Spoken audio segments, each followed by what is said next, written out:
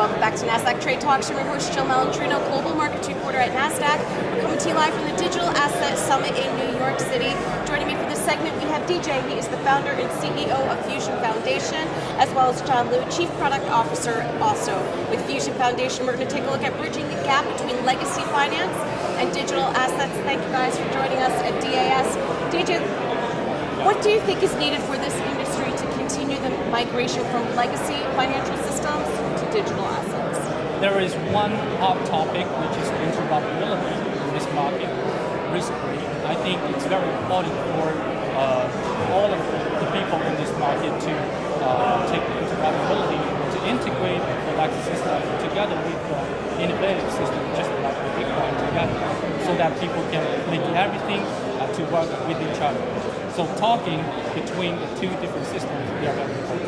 It seems like a key theme this year at DAS has been standardization as well, with technology and regulation, and interoperability and standardization kind of fit one in one. They do. I mean, when you think about the old systems, there was all these siloed databases, siloed information. They didn't talk to each other. They were digitized, but they didn't talk to each other, right? And what we're seeing today in the blockchain world is a similar problem.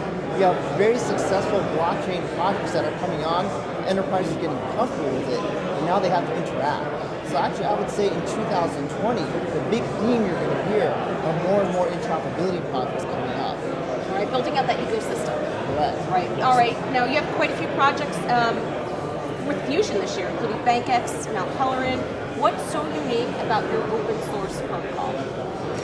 I believe all of those projects, they're relying on some kind of interoperability, and they are trying to integrate their features together with very special features Fusion can provide, including the digitization in terms of the time value, and interoperability integrating the legacy system and the advanced system like blockchain.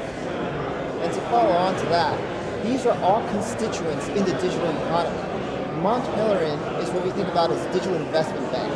So they sit at the very top of what we like to call the chain. Somebody like a BankX, they're also another platform. Maybe they sit at the top, maybe they sit in the middle. But they provide a service where investors can access information. Why do they choose to be with Fusion? Because we line up through our interoperability protocol asset originators. They're using completely different languages. It doesn't matter to us. They're databases, other chains.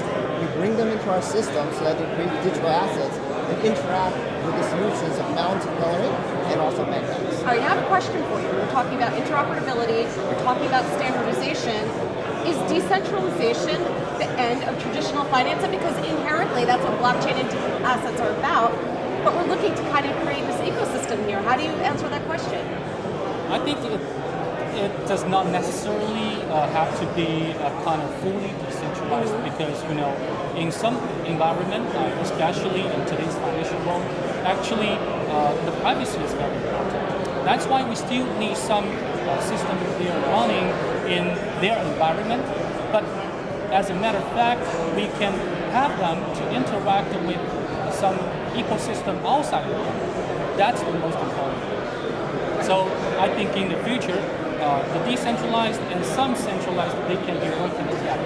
Right. It doesn't have to just be one or the it's other. not a black or white thing. It's a hybrid solution. This dovetails to your first question. Like, how can we move legacy systems into this new world? We have to create safe environments for them to feel comfortable with.